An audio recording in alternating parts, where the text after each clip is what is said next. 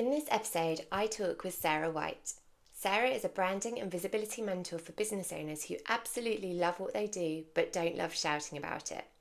Within this conversation, we talk about visibility blocks as business owners, the importance of shining your unique light, how unexpected events can lead you in the right direction, and how really knowing ourselves is a key ingredient in being a happy, thriving mum.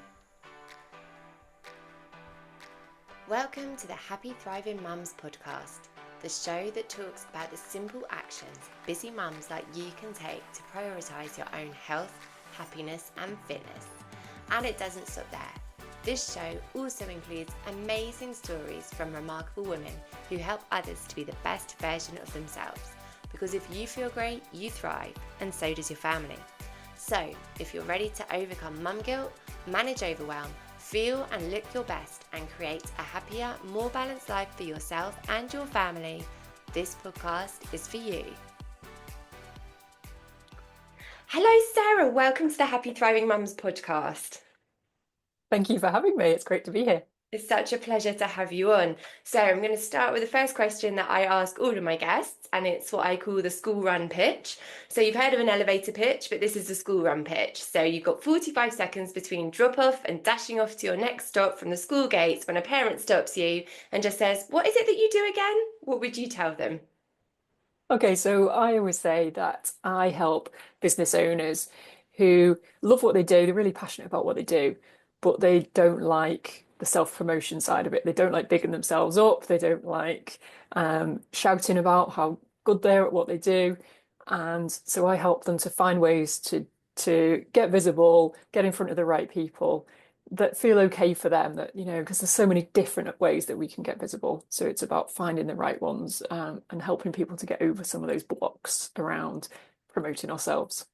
That's such a fantastic thing to do because I think I know from like my own personal experience, sometimes it can just feel really awkward trying to kind of talk about your work, even though you know that you are really good at it, you've helped so many people, but then to actually can't say that word, publicly stand up and be like, I do this, I love this, I'm good at this, and you Yeah. should work with me because it's actually quite a challenge.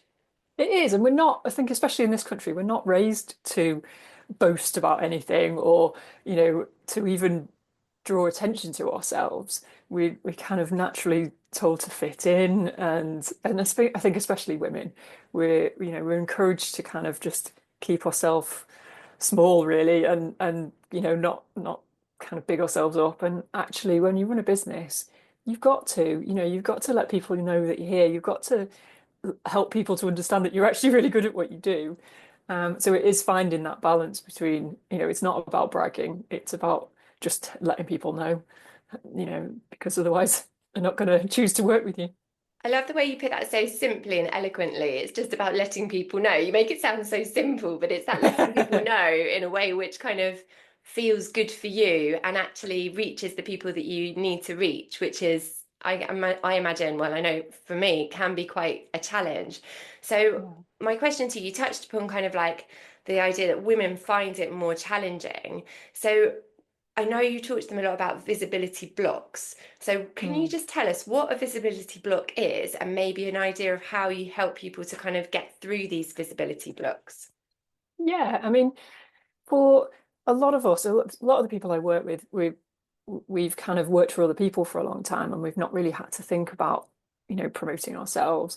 Um, so, but as I say, we try and fit in. So it's often things like worries about being judged, worries about being disliked, and these are things that affect all of us. But when you become a business owner, you suddenly have to kind of work through that a bit, because actually we're not going to be here for everyone, and that's okay. So it's about getting visible in front of the right people and not necessarily being visible in front of everyone, or and yeah, just kind of getting over that feeling of, oh my God, what are they going to think? And often, quite amusingly, it's people that really don't matter that we worry about. It might be people that we see on the school run, as Mm. to use your example. It might be people that are from our past, ex-boyfriends, people we went to school with, and we think, oh, they're going to think I'm really, you know, bigging myself up. I'm really embarrassing. They're going to laugh at me. but they're not necessarily our ideal clients. So we've got to kind of push through those things. And because the people that do need to hear what we've got to say, they need to know, don't they? They need to know that we're here. So yeah, it's often a lot about judgment, a lot about that, and resistance as well. A lot of people don't want to be sharing too much of their personal life. Um, and so it's finding the things that they are comfortable to share without having to share everything and really, yeah, go over the top. Because some people are quite, I know I was the same, quite resistant to sharing too many pictures online or being on social media all the time and all of that kind of stuff. So I try and educate people that actually it's not just about social media for a start, and you don't have to be, absolutely wedded to it. You can be in control of it and you can, do the things that you need to do, but you don't have to do everything. That's so interesting because I think it's this idea of modern pressures, isn't it? About having to kind of do everything, to be everywhere, to show up in a certain way. And actually, I think that can feel so uncomfortable to do that. And actually, it's not very authentic. So I guess it's finding that balance, isn't it, between being able to show up in a way which actually showcases what you do, makes you feel comfortable, but also kind of hitting those real people that you suggested that you want to hit. Why do you think it is that we get so worried about what the wrong people think, and that is actually what can hold us back? I think, I think it's probably a fairly natural thing. And I think really from when I think about this, I think about even being in primary school, really young age, we're conditioned to not draw attention to ourselves and we worry about being bullied or, anything different. Kids kind of seem to pick on, don't they? So I think a lot of it stems back to that. And then as we get older, and particularly I think when you start running your own business, the world is such a big place and there's always going to be other people that are right for us. But we still do worry about the immediate circle. And I think one of the beauties of all the online stuff is that we can find more of those people that are more aligned to us. We don't have to stick with all those people that weren't necessarily the right people for us. They just happen to be in our school or in our local area. Mm. Um, so yeah, I'm not. I mean, I don't fully know why it is, but I do think a lot of it does seem to stem back from to childhood, and also, it's not nice to not be liked or to feel like we're being No. judged. Um, and it is a challenge to kind of accept that everyone is different. And I think I've become a lot less judgmental of other people as I've been doing this work as well, because it's so easy for us to just think, oh well, I don't, they're different. I don't like their outlook and things. But actually, the world is so huge, and it's good that we're all so different, and that, there are so many different views that are fascinating, and we can learn so much from a variety of people. But yeah, I don't think that comes across when when we're in school. No, I think you're right. I think the schooling system is very tricky, isn't it? Because I think in many cases you're surrounded by so many people from different walks of life. And actually, if you really kind of what's the word, like burrow down to it, I think everybody actually thinks the same in this situation. As you said, you want to be liked, you want to Mm. just kind of like get on with what you're doing. You want to, most people just want to keep their head down and kind of like feel Yeah. safe and feel looked after. And I think sadly, I think in many cases, everybody has a time at school where it didn't feel comfortable or they were made to feel a certain way, which I think you're exactly right, then goes on to rear its head again in the future at some point. And I guess Yeah. for you, it's breaking down these kind of ideas to make your clients think, actually, I need to celebrate myself a bit more. I need to kind of be, Mm. I think you use a lovely term about finding our unique light, which you can then kind of shine for the people that you are trying to attract and trying to help.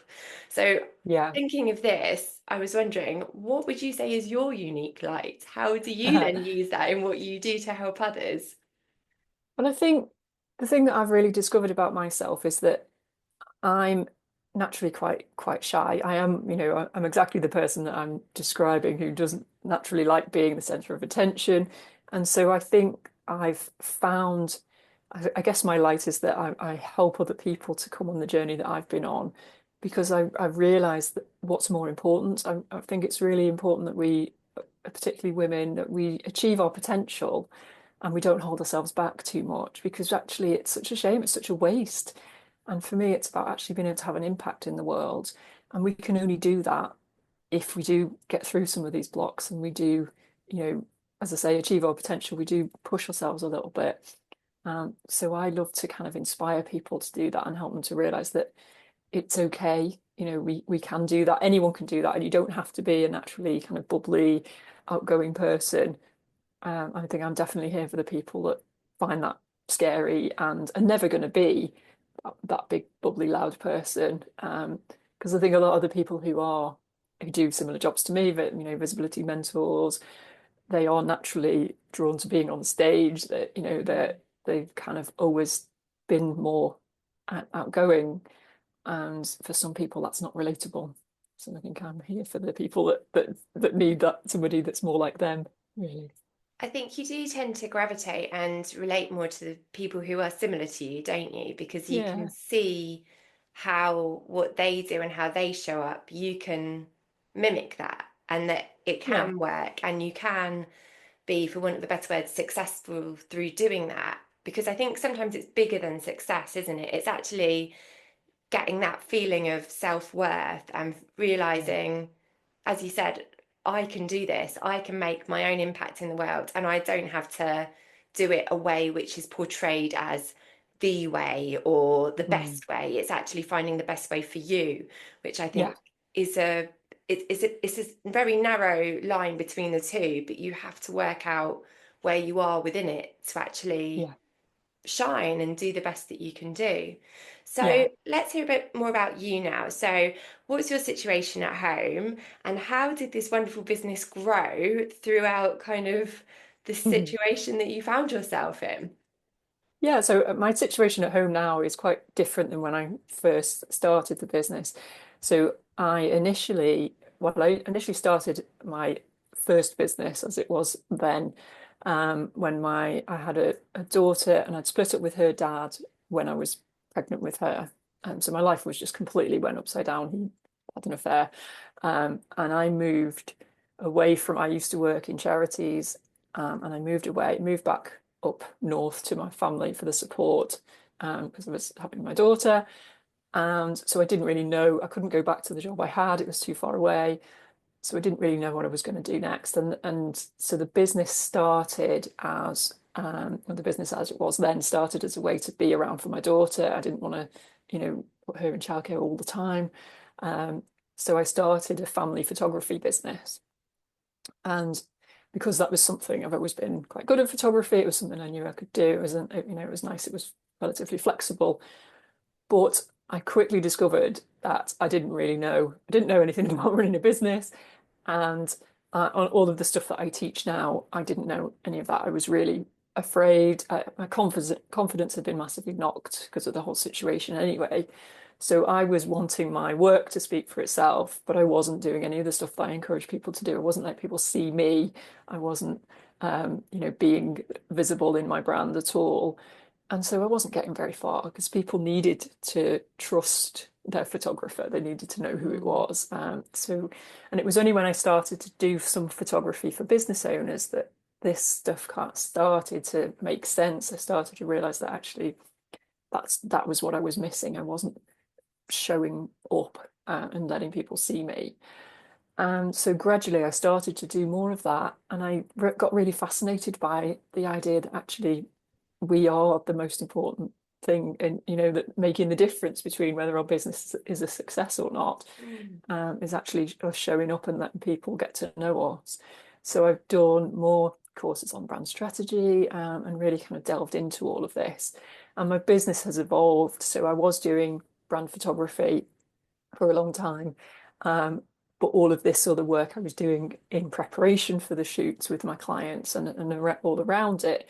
And then I realized actually there's such a massive need for this, and I'm so passionate about it that I've stopped doing the photography now and I've just focused on this, and just really helping people to, yeah, to get past those boundaries. So now in that time I've remarried. I've got another daughter now. So I've been kind of raising my two daughters throughout this. One is now 16 and one's just turned 11. So it's been that kind of journey of setting up a business whilst also having kids and being very busy. So it's taken me quite a long time to get to where I am now, and it's taken me a while to realize what I really wanted to do. But I'm absolutely passionate about what I do now, and I feel like I've found my thing now. And this is, I'm so determined to help as many people as possible. I think that's a really inspirational story because I think there's so many different things which have happened within the past 16 years, so Mm, that you've mhm. just explained to us so kindly, and thank you for sharing that with us. And also, I think it's a really interesting way of showing that actually sometimes what you set out to do in the first place doesn't Mm, always end up being where you got to. And no, sometimes without the experiences that we have, and obviously, I'm sure that the time when you break up in your first marriage was very difficult, but maybe without that, it might not have led you to where you yeah. are today. Exactly. Yeah, exactly. And I can have no regrets.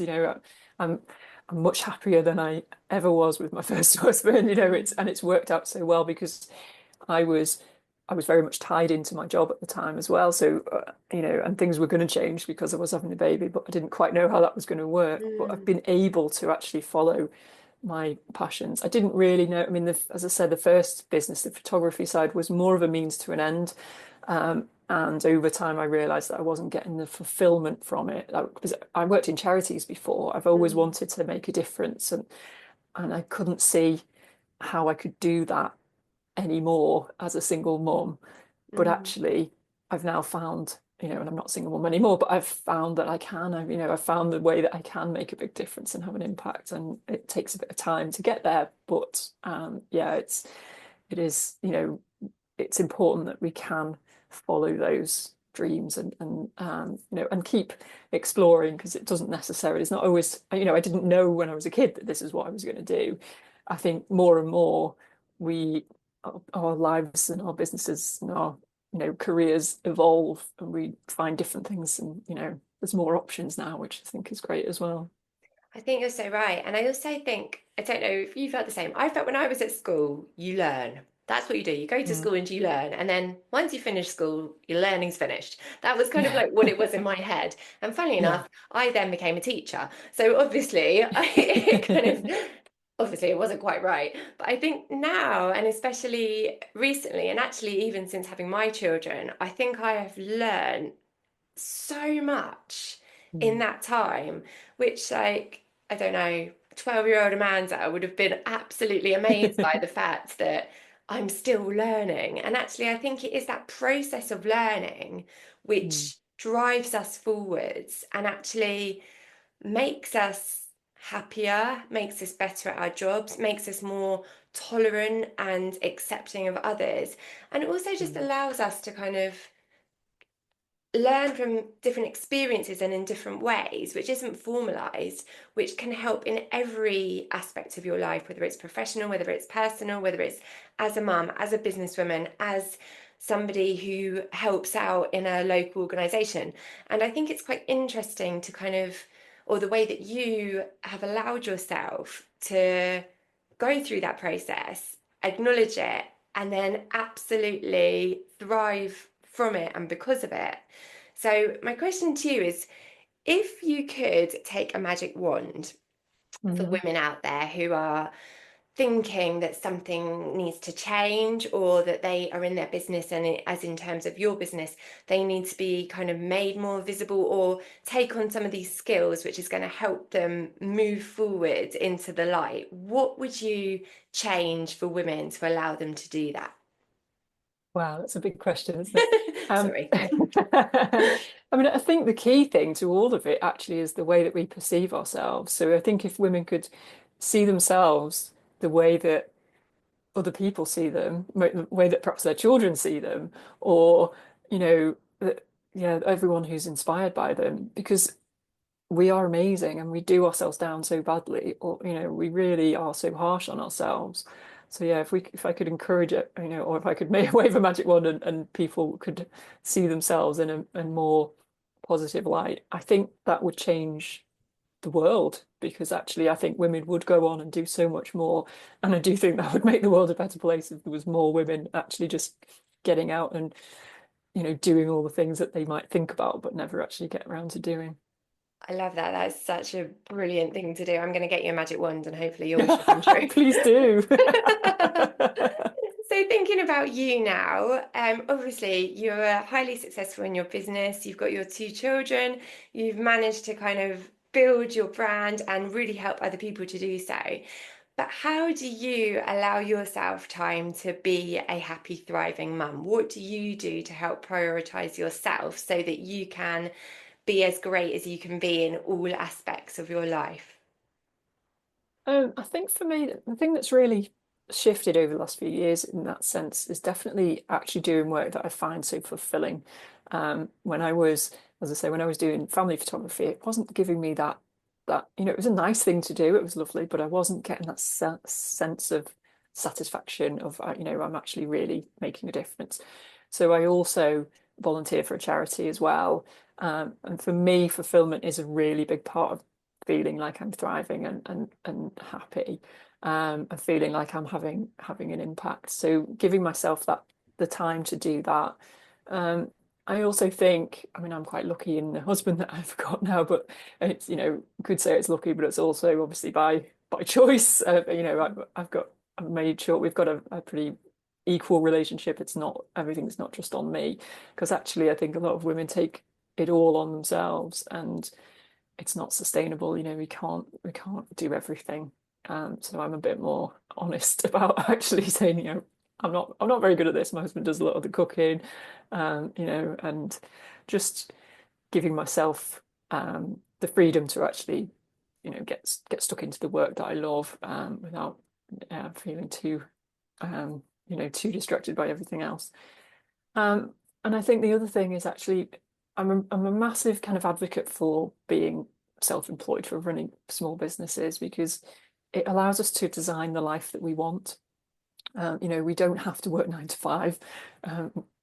Sometimes we still feel that pressure to think, oh, well, the kids are at school, I should be working all the time. But actually, just going for a walk in the middle of the day, which can feel like such a luxury, but it's so good for us, isn't it? And Mm. it doesn't matter if I then, if I do a bit of work in the evening, or I can choose, I can make those choices. And I think that's the same for all of us. We can design the life to an extent that we want. And so I think that's kind of empowered me to feel a lot more happy. If I'm absolutely shattered, I will listen to my body and I'll go and have a rest, or as I say, go and get outside in the fresh air. I love nature. I do paddle boarding and Oh, all cool. of that kind of anything that gets out in nature, I think is really so good for us, isn't it? Oh, yeah, I love it too. I think it's just, it can literally change your feeling about Mm. everything in a split second, just like stepping outside and someone nearby's cut the grass and you smell like fresh cut grass or something like that, or you just see a bird, which is unusual. It just like literally can change the whole day, I think sometimes. I Yeah. completely agree with you. And then off the back of that, for our listeners, based on your professionally, on your ideas professionally or personally, what three things, or however many you've got, would you suggest or advise people that they should try and do to become happy, thriving mums? Yeah, I mean, linked to what I've just been talking about, really, I think for us all to be aware that we do have choices and we can kind of create the life we want, and actually look for the things that will fulfill us. If we're not loving our job, or we're not getting that kind of satisfaction, actually doing things for others can really give us that, or looking at the impact that we have. So that would be my first tip, I think. Actually, if you're feeling, I know whenever I'm feeling a bit lost, it's because I'm kind of losing touch with what I'm all about, what's really important to me. And then the second one is again linked to that. I think it's really important that we know ourselves. One of the things that I do with my clients and that I've had to do a lot of work on is actually understanding what makes me who I am. And we don't really stop and think about that, especially when we're mums. But thinking about, well, what is important to me? What are my values? What makes me who I am? What's my personality like? What makes me so good at what I do as opposed to somebody else? So having those kind of giving ourselves time to think about those things and explore that and working with other people if we need help on it has really been a game changer for me. Understanding what our strengths are and all of that kind of stuff. And then the last one, the thing that's really shifted for me and made a big difference for me is surrounding ourselves with the right people. So having a community is so important. And I used to be petrified of going networking. I was trying to run a business, but I was literally doing it on my own, isolated. And as soon as I did start going networking, I realized that everyone is feeling similarly. We all, nobody's got it sorted. We all have our insecurities and our strengths and weaknesses. And before that, I thought that every other business person had it completely sorted and would be judging me and looking down on me and thinking I didn't feel like a proper businesswoman. But as soon as you start going to networking and surrounding yourselves with other like-minded people, it's so empowering because and just the fact that not everyone, everyone feels similarly, that really inspired me actually and really made me think, yeah, I can do this. We're all just having a go. But then We're also, just yeah, having a go. yeah. Yeah, Love because that. nobody's got a sort, and there's even really, really successful people who um, you have a conversation with them and you think, wow, they have the same insecurities that I do. They're just, on a different scale and they've got through some of them, but it's really kind of reassuring, I think, to know that we're all similar and it's possible, as you said before, knowing what's possible because we're surrounded by people who are doing it and are like-minded and have got similar values. It's so, so important. I love those. They are such interesting tips. Being aware of your own choices to help you create the life that you want. I think that's such a powerful idea because I think quite Mm, often we don't give ourselves the grace to actually take the time to think of those things. So that's mm, such a wonderful idea. And then as it kind of goes into your second one as well, doesn't it? About actually knowing ourselves, knowing who we are, what's important to us, and really delving into that, knowing that believing that ourselves, we can then succeed and making this a game changing moment that we are strong and we can do this. I mm, think it's fantastic. And then the third one about networking and surrounding yourself with the right people. I love this one. I think it's mm, really fascinating because everything you said, I completely resonate with.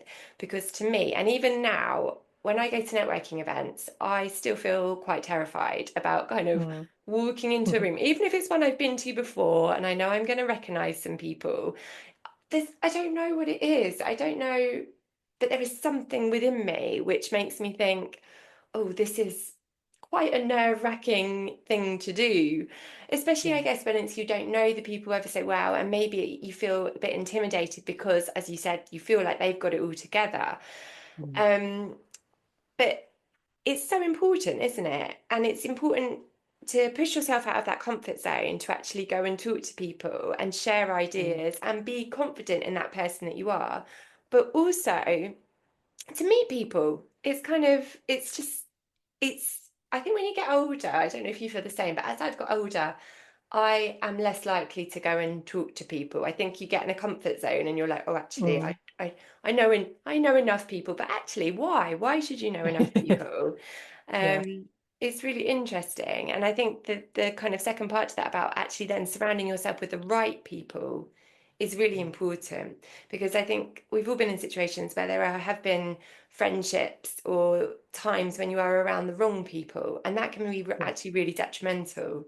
Definitely. Yeah, no, I think that, and I think when we go networking, it's not just about, I don't go looking for business Mm, primarily. It's about actually creating a support network around you. And if you find there's lots of different types of networking, and some of them I don't like, some of them I love. mm, And if you find the right ones, you're going just to kind of get away from the house and because mm. it could be quite lonely working for yourself, can't it? And It so can. you're just having the social side of it and chatting to people and then yeah, as you become friends with these people, you start to because I find most of my friends don't run a business. They work for other people, so they don't Mm, really understand what I do, or all of the kind of things that go along with running a business. So mm, having business owner friends is really important to me, because they do get it, and it is a bit of a different way of life. So yeah, I think meeting different people, meeting the right people, and making those connections can be such a massive support system. mm. And there are lots of memberships and other communities that you can make sure you're in to yeah, get inspired, and know that you've always got someone to turn to when you're having a rough day or you're struggling with something. Because I believe you run your own networking events as well, is that right? I do, yeah. So I've got a membership, and I also run online networks and um, some face-to-face ones. I run some net walks and some kind of coffee mornings, because I think it is so important that we've got opportunities, safe spaces, but really nice and relaxed and friendly spaces that we can go and get that support and get that help. Um, so yeah, and I think it is ongoing support that we need. My membership is about or having that community long term, rather than it just doing a course and then being left on your own. It's kind of about having that ongoing help and guidance, and it's not just about me, it's about the whole community supporting each other. I love that. What a great thing that you've set up there. And if I was closer, I'd love to come, but I think we're a bit far away from each other. I think so. So my final question is, where can people find you? What's the best way for them to find you? Is there anything you'd like to tell us about which is coming up? I think I see that you've been nominated for an award, which looks very exciting. So Thank how you. can we find you and kind of any projects that you'd like to share? So yeah, so I think I'm probably most active on Facebook, and I've got a Facebook group called Be the Face of Your Brand. So people can find me there, or just friend request me. I am also on Instagram and LinkedIn and TikTok. I think of Sarah White Branding on all of those. Um, my website is under construction, so we won't mention that. Um, but yeah, and in terms of what I've got coming up, I mean, I'm always promoting my membership, which is a really friendly space for people to come along. I do have some local events if you're in the Cheshire, North Wales area. And yeah, I'm a finalist in the Woman Who Achieves Awards, which is Amazing. coming up soon as well. Congratulations for that. Well, Sarah, it's been an absolute pleasure talking with you today. Thank you so much for coming on the podcast. Well, thank you for having me. It's been great fun. Thank you.